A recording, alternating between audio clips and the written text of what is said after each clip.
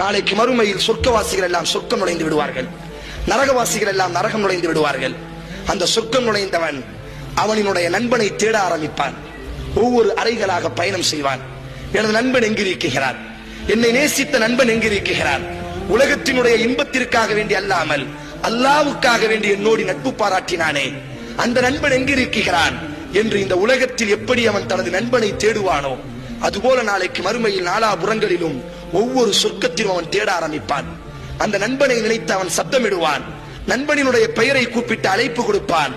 இப்பொழுது அல்லாஹ்விடத்தில் அவன் பேசுவான், யா அல்லாஹ், நான் உலகத்தில் சதீக் எனக்கு ஒரு நண்பன் இருந்தான், அவனோடித்தான் எனது காலங்கள் பயணமானது. யா அல்லாஹ், எனது இன்பங்களில் எந்த இன்பத்தை விட்டும் அவன் பிரிந்ததில்லையா அல்லாஹ், எனது துன்பங்களில் எந்த துன்பத்தை விட்டும் அவன் விலகியதில்லையா அல்லாஹ்.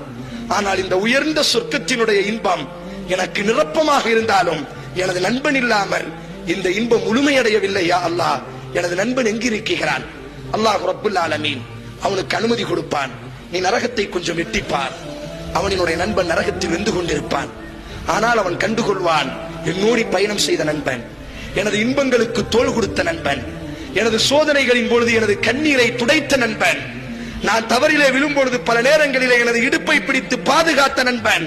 ஆனால் ஏதோ ஒரு பாவத்தில் இப்பொழுது அல்லாஹ் அவனை நரகத்தில் வெந்து கொண்டிருக்கிறான்.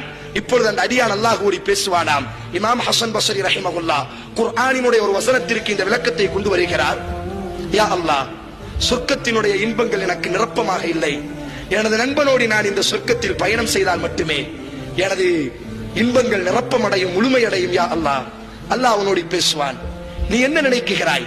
உனது கண் குளிர்ச்சி அடைய வேண்டுமே, ஆனால் நீ எதை திருப்தி அடைவாய்? யா அல்லாஹ், எனது நண்பன் நரகத்தில் வெந்து கொண்டிருக்கிறான். உலகத்தில் நாங்கள் இருவரும் நண்பர்களாக கை கோர்த்து நடந்ததை போன்று இந்த சொர்க்கத்திலும் எனக்கு அவன் தேவையா அல்லாஹ் என்று இந்த அடியான் முறையிடும் பொழுது அல்லாஹ் ரப்புல் ஆலமீன் இந்த நண்பனினுடைய கோரிக்கைக்காக வேண்டி இவனை நரகத்திலிருந்து வெளியாக்குவான்.